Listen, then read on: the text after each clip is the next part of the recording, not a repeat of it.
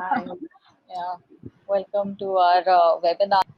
For everyone out there who are here right now and who will be listening to us later, this is one of the first webinars we're doing where we have a guest who's coming to it, and we hope to have a very scintillating conversation around what Rumana does.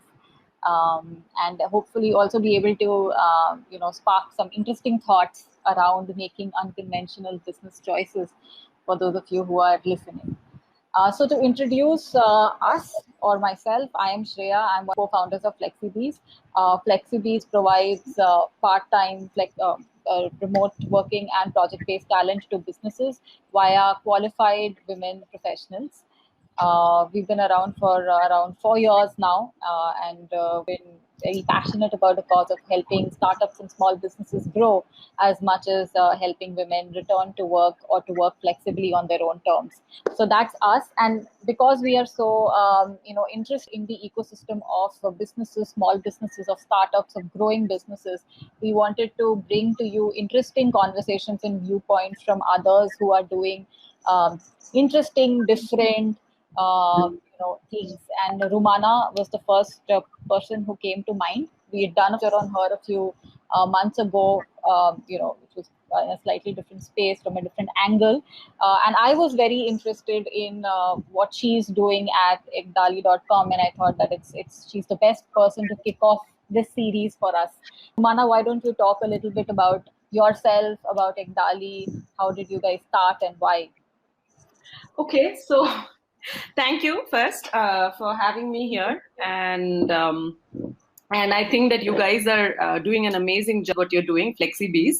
I mean, I guess Deepa and I were colleagues before, and Deepa is the founder of, and that's how I got to know about FlexiBees. And then the way you guys have been growing is amazing, and I'm like so amazed at all the things that you've been doing. Like for example, the Woman of Substance series and this one. So thank you so much for having me on board.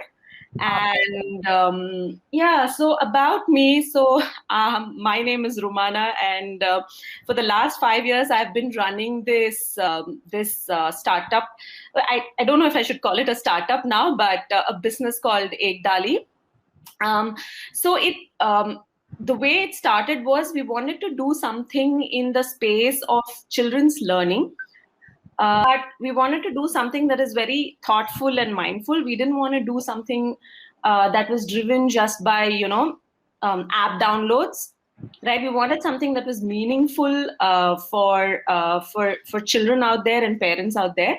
And so we also wanted something that, for example, I have a daughter who's 7 years old, and I wanted something that my products I should be able to give to my daughter, right? I mean, I don't want some app into which she gets hooked and then, I have to worry about screen time limiting, right? Because that is where the genesis of the whole thing happened. That's where we said, okay, let's create something that's interesting, that's fun, and at the same time, it's not tech, because I think the need of ours to ensure that kids are outside of the tech space, because there's a lot of research that's out there that says that the social behavior, their intelligence, everything sort of gets hampered by being exposed to too much screen time, right? Yeah. So that was the genesis of Ekdali, really. And we started with, believe it or not, one poster, and I showed it to my friends, and they were all like very excited about it, saying that, look, this looks nice. I mean, this is something that I'd like to put on the wall, and and it was a really simple poster on an animal, right? And they said, I'd like to put it on the screen, and then I'd like to show it to my kids, and so that they have something colorful to so I have something colorful to show to my kids, and that's how it started. And so the journey has been like, now we have close to about 150 SKUs, and our posters have reached over 1 million. Oh my God! Not posters, but books and book boxes and posters. So so the journey has been like that. Yes. Awesome. Yeah. So, great. So I understand that then not going the tech route is at the very heart of the philosophy of Ekdali. That rather, that's one of the triggering points or triggers of why you guys started. Is that true? Yes, I mean, one is, I think when we started, which was about 5 years, tech was not so much entrenched as well, right? I mean, it was a little less technology oriented at that time. I mean, the whole world was a little less tech-fied, to use that word. But I feel like as we started doing more and more research on pedagogy and how children learn and what is good for children, we realized that it's a good space to be in. Right. Something that parents are not scared to give to their children, right? Yeah. So that's what we want. That's where we wanted to stay, and I think it also made a little bit of business sense, because while at this point of time edtech might be growing at a very breakneck speed, it is still about $700 million industry, right? Whereas traditional publishing is about $13 billion industry. So it makes sense to stay here. It's not a natural route that once you do something you have to make it tech. You can continue to remain in the that's the sense we have, at least. Right. So tell us, I'll come back to this later. Lots of interesting things over here, or threads to pull at.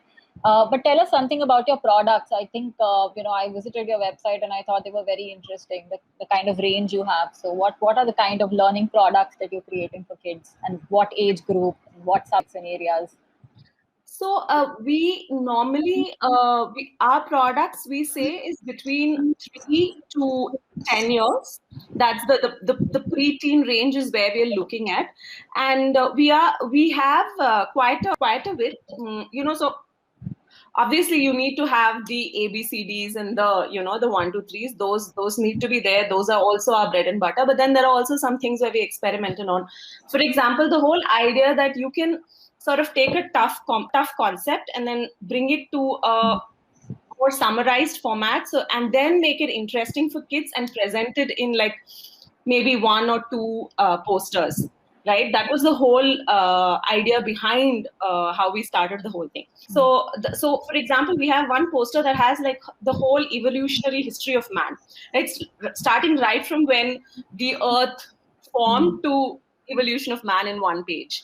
So how you can sort of design it, conceptualize it, design it, is something that we believe we have capability on, and we've been working on that. So that's a little bit on our products. And we also found that while we were doing this, a lot of our parents, customers reached us saying that, while you're in this space and we feel that you're doing a really good job, do you think you can recommend books and, do book reviews for us, like kids' books? So we started doing that, and as an offshoot, and we did it for about a year, just like absolutely no revenue, just something that we like to do and did. And then slowly it sort of spun off into something where we started curating books and book boxes, so themed book boxes for kids. And that's a line that we're focusing on at the moment, and I feel like it has a lot of scope, and we think it. Yeah. Right. And yeah. Right. So coming to the bit where you talk tech industry and the publishing industry. So and you also spoke about how while edtech is growing at a breakneck speed, the publishing industry is bigger and sort of has sustained lots of ups and downs. But I'm sure that, or rather, actually, let me ask you this: has at any point there been the temptation to sort of go the other route? Yes, of course, every day, but then again, that's also a very crowded market, and also like I feel like unless you get funded, like it's really, really tough to build and grow in that market, because app downloads and because there are like biggies like Byju's and all now, it's really, really difficult to be able to compete in that space. But then that temptation is always there. But then we go back and think about what our philosophy was when we started the whole thing, and then we wanted to stay true to it. And then business has been growing, so you continue to do what you do. Yeah. Did I answer? Yeah, absolutely. Yeah. No, it's difficult, of course, because I'm sure you guys doing well have also had people come and tell you that this is a good place to be in. And one of the things that I feel like, and it's very important for any business, that that is bootstrapped or is like, sort of strained for resources is to stay in a very narrow focused space, right? That way, entrepreneur energy, team's energy, everything stays in that space, and you go deeper into it. You do more research with your customer knows what you stand for, and you spend less marketing money to make it happen.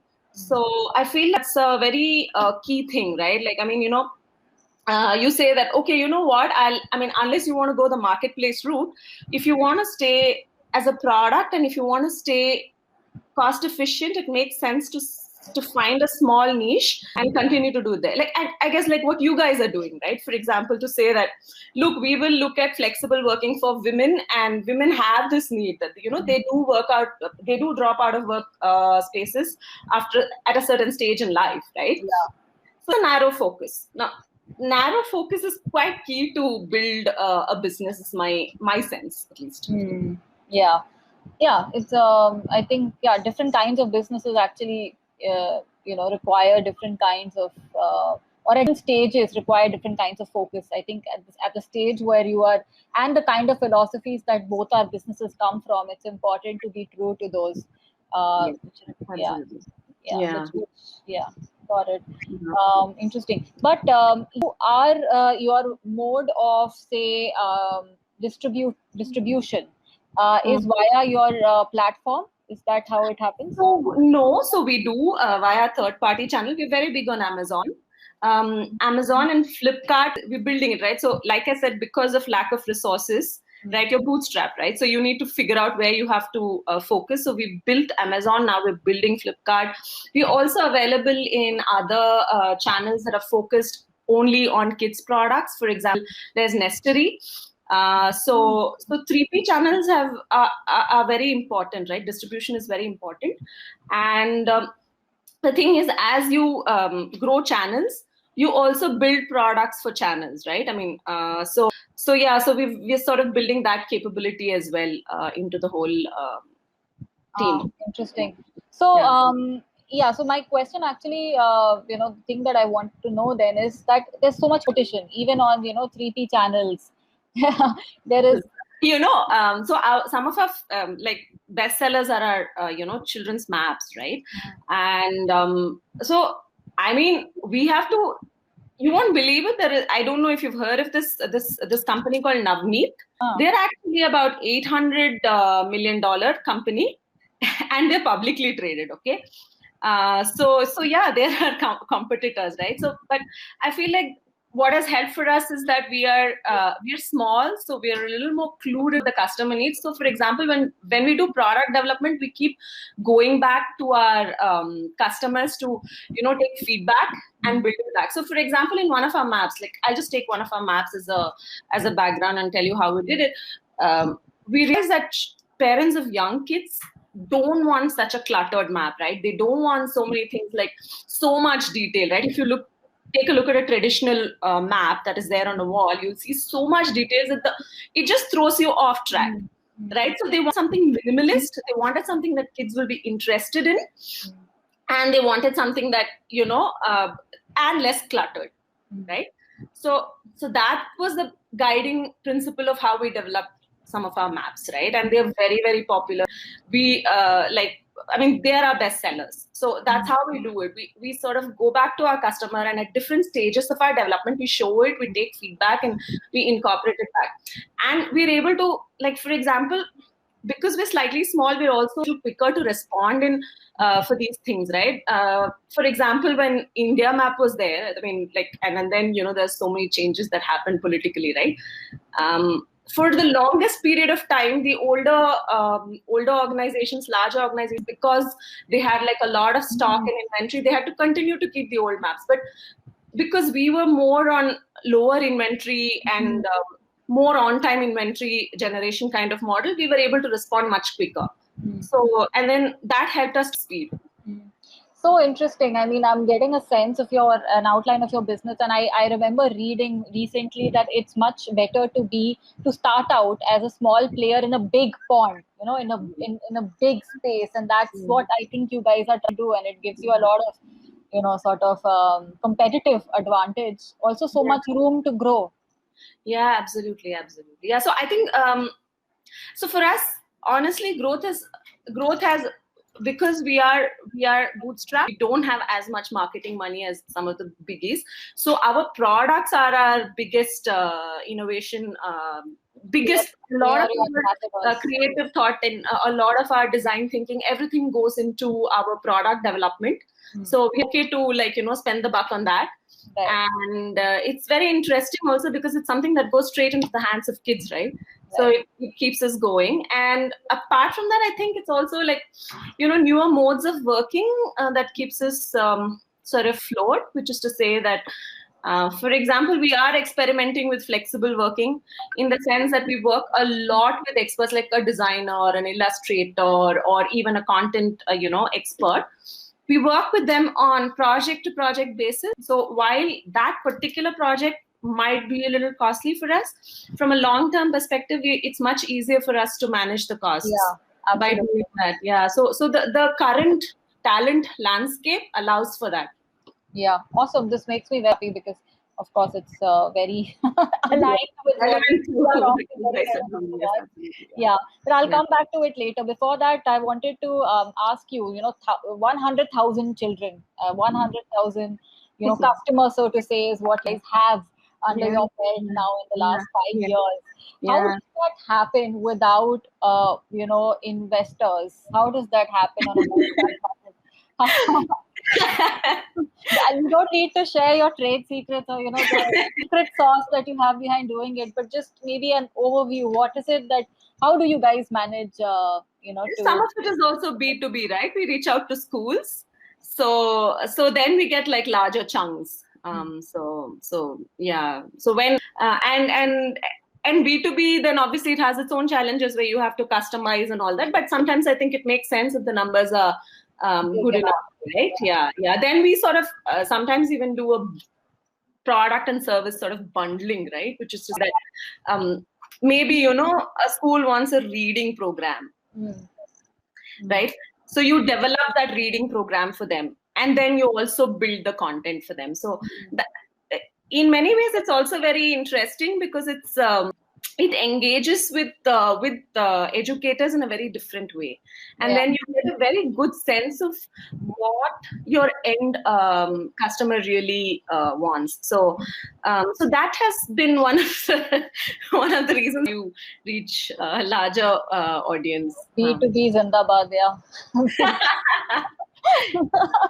Where would we be? To B2B or not to B2B, I think it's always to B2B. No, but the focus has always been B2C. B2B we do. I mean, it is part of the tactical move. We want to be a very strong B2C player because we feel like, we don't want to replace educators, right? We're not an app which says that, there's no need for a teacher in the classroom, or we're not an app that says, as a parent, you are not responsible for your kids. We'll take care of your kids half an hour. We're not saying that. We're saying that we will aid you in, your kids' development. Yeah. So that's what we want to be, and that's the space we want to stay in. Yeah. I was in fact coming to that next. So a lot of what you guys do are aids and tools, like you said. Are you guys interested in venturing into, say, the more curriculum oriented teaching or teaching materials that would be part of the academic publishing industry? I'm sure. At the moment, no. We're not looking at it. We want to continue to build products that are B2C, like I said, focused, which is to, while we may want to look at products that parents might use for different things, like, for example, we are considering bringing out a journal for kids' mental health, right? Or we are considering. Wow. Yeah. Or we are considering, for example, to have a subscription where, you have maybe a set of books and set of things that, let's say a parent wants to, they have, a sense of Indian history in the kids. So we want to curate those kind of boxes.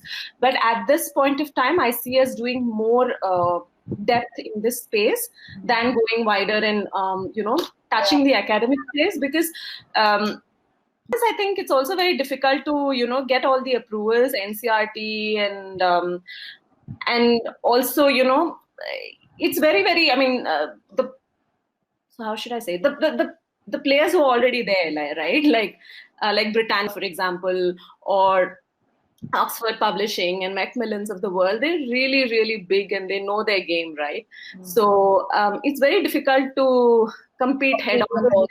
Yeah, so the key is about finding that small space where you can bring in your difference and make it happen. Yeah. Right, because the space does seem to be under represented. It's As a parent, if I want to go and buy interesting sort of takes on something that my kid is learning at school, there aren't too many options, or at least I don't think so. I've not reached that stage yet. What I, as a parent, am being bombarded with today, of course, are the apps, and those are they have a lot of marketing money. And I actually saw the Insidious power one of these apps on my kid. He was, I think, around 2 or 2.5 or something, and we downloaded something because we wanted him to learn, I think phonics or something. So first of all, phonics is something again that I learned later. It's okay to not teach at that age. Because it will happen, when it happens. And schools also have a certain age at which they teach it. But at that time, I thought, because there was the pandemic and school wasn't happening, I thought, let's figure out if there is something that we can do. And he got, I could see how addicted he got to it, because it's all gamified, right? And gamification is great, and it's supposed to be making it interesting. Yeah, but for kids, it's addiction. At the end of the day, it's addiction. And I was so scared when I saw that, and his response to it was so visceral, wanting to be on that app, that it just scared me, and I completely uninstalled everything.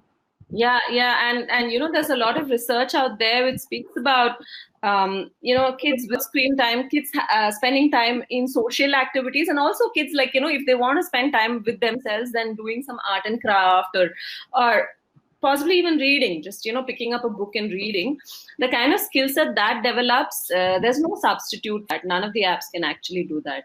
It's very unfashionable to say it, but it's actually true. Yeah, of course. Great. And so what next, Rumana? What next for Ekdali? What are you all planning?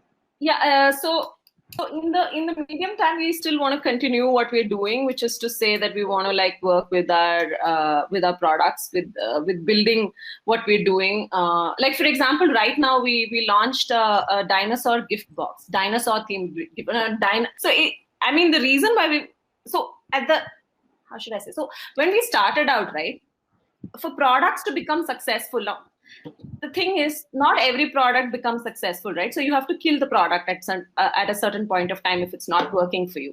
So for products, so when we started out, that cycle, right, was much larger for us, right? We had to launch more products and find later that this is not working and kill it. So which was a little bit of a cost bit for us, but slowly what we learned is that as we more clued into what the customer wants, right, as we have more data on what the customer is looking for, and Google is like you know what they're looking for, and apart from speaking to our own customers and reaching out to your target audience and what they're looking for, we're more clued into what the segment wants actually.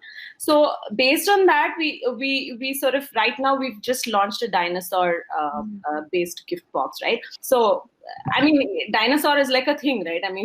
Kids love it, and there are those geeks, right? So there's a market for that. So our idea is to continue to do this niche thing at least for the next 1 year, but at some point of time we want to be able to do that. It will help the thing that we were talking about. So as of now, I'm speaking to some experts to get them on board to see what we can create.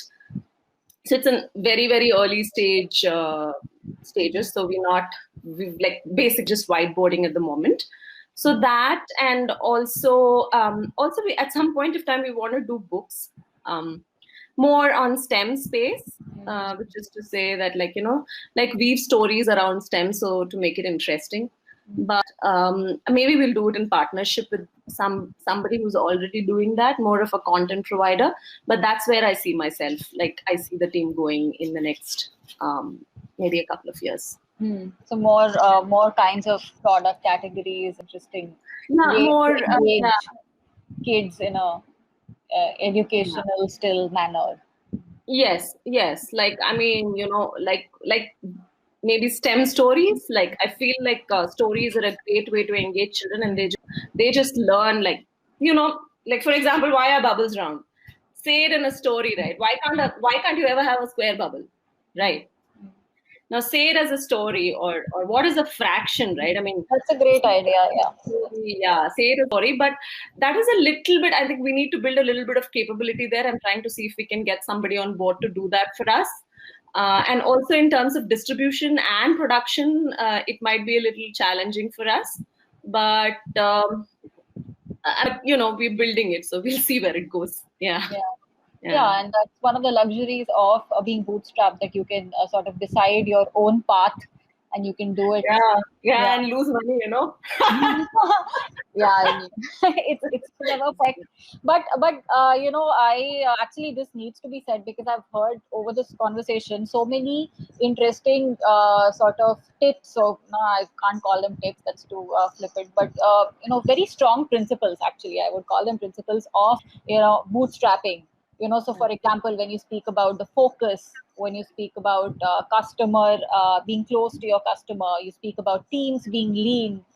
Some of these things are speak about killing products when they don't work very actively. Some of very clear principles of how to grow a bootstrapped business, right? So Yeah, maybe you absolutely. can speak a little bit more about that. It may be interesting for our audience. Is there anything else that worked for Yeah. you? So when you're bootstrapped, right, one thing that you need to be very, very clear about is unit economics, Hmm. right? You need to ensure at no point of time can you like spend more than what you make, right? Thinking that at some point of time the market will adapt. Now that is a classic mistake, and that is something that you build your pricing in such a way that you're able to absorb all the cost, right? Hmm. So unit economics is like super key. um, so that's one thing. Like, so right from the start, every product you do, you can't launch a product without thinking unit economics, right? So that's one. The second thing that works is like having a lead team. I mean, and I think that we're in a very interesting stage, like I was saying about the talent landscape, which is to say that you have a lot of options, right, to build it in the way you want. You don't necessarily have too many people on your Yeah. rolls. Yeah. So that's a big advantage, right? So how can you capitalize on that better, right? As we grow, we've been able to figure out modes of working that are very, very helpful to us. And like I said, narrow focus. We could consider doing an academic line. Now, that would mean a completely different capability in terms of getting all the approvals, then going to schools with a different bundle, and need to be selling at a different scale. So that requires a different kind of a mindset and a different kind of an organization, right? So at this point of time, while we know that the market is big, we're consciously, unless we see funds coming from some way, we're consciously deciding not to do it so that we can keep this part of the business sustainable, right? So it's about making those choices, right? Every single buck you spend, and then clear accounting, right? Because when you're working with 3P channels, uh, the you honestly sometimes don't even realize, right? Initially, I've seen a lot of young businesses making that mistake, not realizing where the buck is actually going, right? Yeah. There is commissions, there is logistics, there is advertisement, and there is warehousing. So you honestly don't know where the buck is going. So to be on top of that, and ensuring that you somehow run a sustainable business is quite a challenge. So Yeah. I think, the four things that are Yeah. very key. Very Yeah, cool. yeah. And speaking of talent, so do you guys have a blended model? Now that you've touched upon talent, I'm curious about this because yeah, I'll tell you why later. Do you have a blended model? Uh, could you, I Yeah. mean, what I Yes. understand about blended is to say that some on roll and some outside, right? No, that still is somewhat okay, easier to pull off. What I mean is, do you have people coming to an office, and do you also have people working remotely? Oh, mostly everyone's remote except the Oh, warehouse stuff. Yeah, because warehouse you need people to be there. They're staff, right? They need to be there to handle the logistics. yeah. But our marketing team and our product development team is all like at the last 1 year, I think we've met face to face on 3 or 4 times. That's it. But I guess it's also because there's a little bit of comfort. We've been working with each other for at least 3 or 4 years now. So there's a little bit of comfort and we know each other's styles. So it kind of helps. It Yeah. helps, yeah. And what Yeah. about when you integrate, say, freelance professionals or creators? Is that an easy integration, or does that take some work?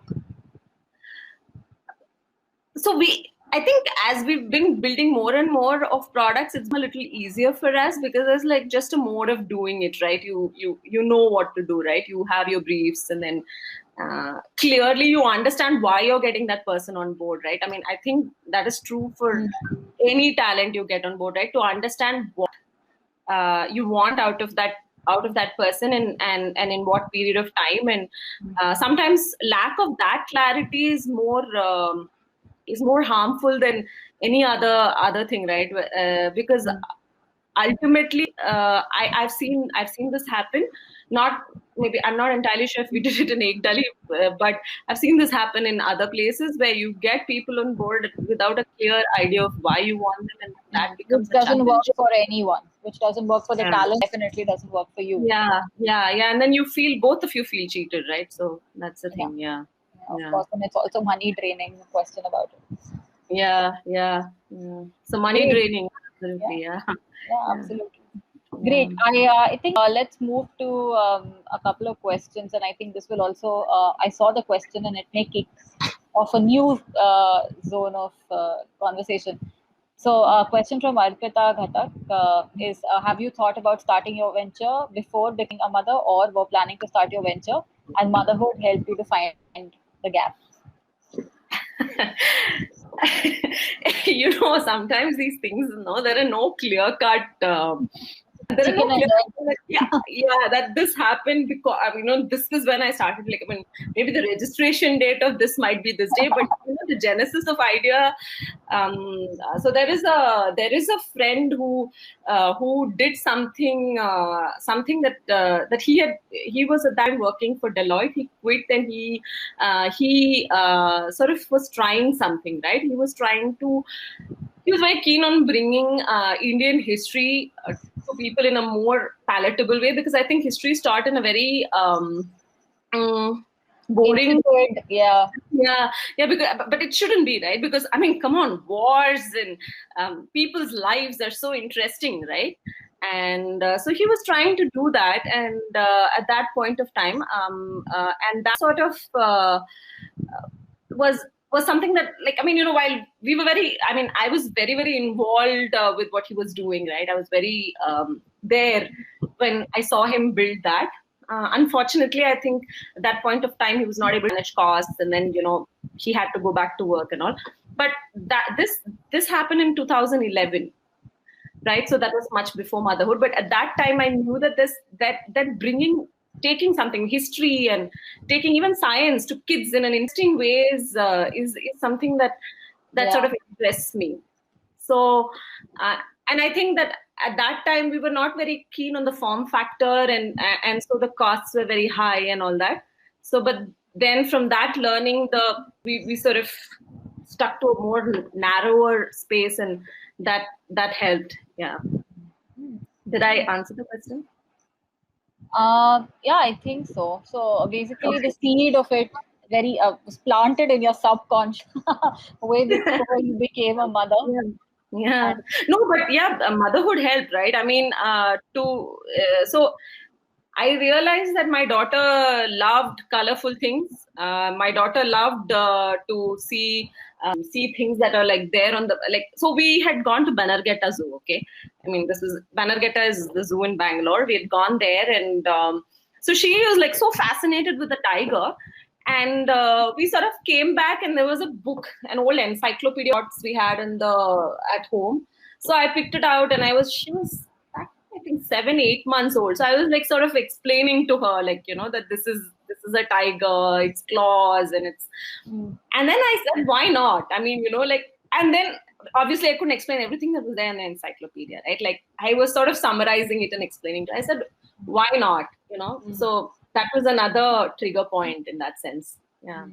Yeah. So you had that, the ground was already fertile. And, yeah. Maybe. The agricultural nature-based metaphors. Okay, and then of course, since we've touched upon this topic of motherhood and all of that, something that we were also talking about when we both spoke. How do you think it's been for you? It's such a cliched question. I am trying to find a new angle to it. But yeah, the whole women entrepreneurship journey, how has that been, and how difficult or easy has it been? Yeah, I think I have some very, very good friends and like amazing support from my family to say that, I feel like I speak to a lot of my colleagues, friends, entrepreneurs, or people who go back to work, people drop from. It's that when you're doing something, right, people don't take you seriously. People take you a little less seriously than if, let's say, father was doing it, so that hurts the ego a bit. Oh my God, seriously? Yeah.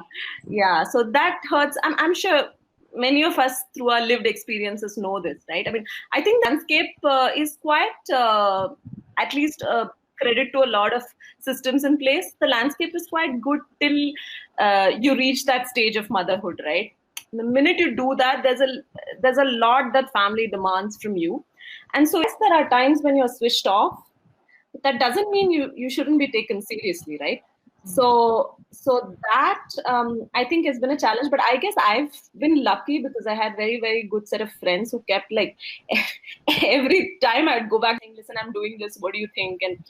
And that gang of close-knit friends have always sort of helped out, saying that, maybe you could try it this way, and taken me seriously. I think that, now it's easier, right? Because it's big and people see it. The numbers, but at the same you're not when you don't even have a single customer, right? When you're just like basically just at it and whiteboarding, that's the stage when you need people to show a little faith and confidence in you. I had that luckily, but I know that's a struggle. I know that in some cases I had, but not everybody was very receptive to the idea. But I don't know if that's because I was a woman and entrepreneur. I don't know, but I generally feel like the seriousness is a little less in terms of how you're perceived.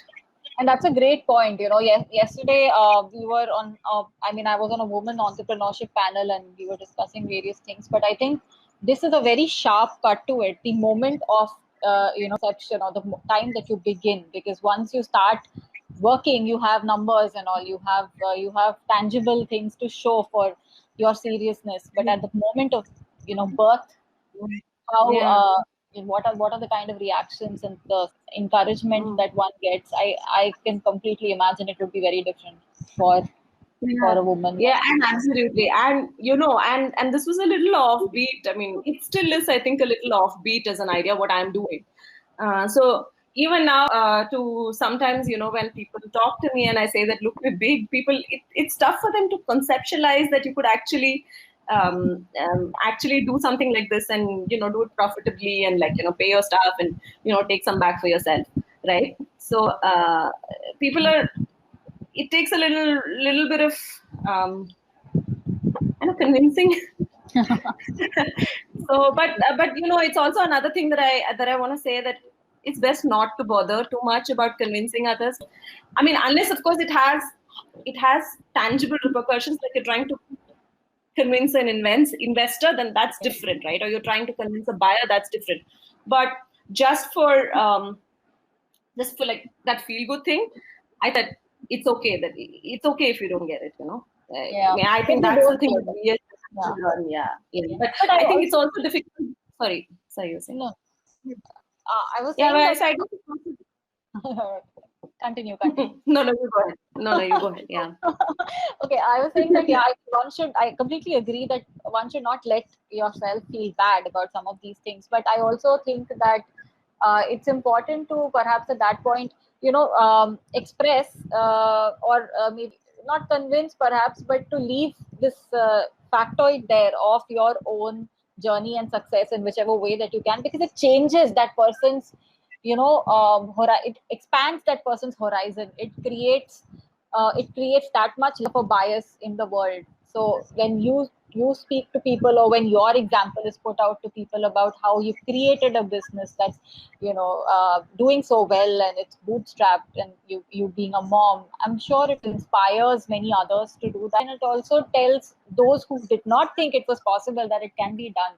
To that extent, it's Absolutely. But the point I was making, and is that because you said women entrepreneurs specifically, is that it takes twice as much commitment to be taken half as seriously.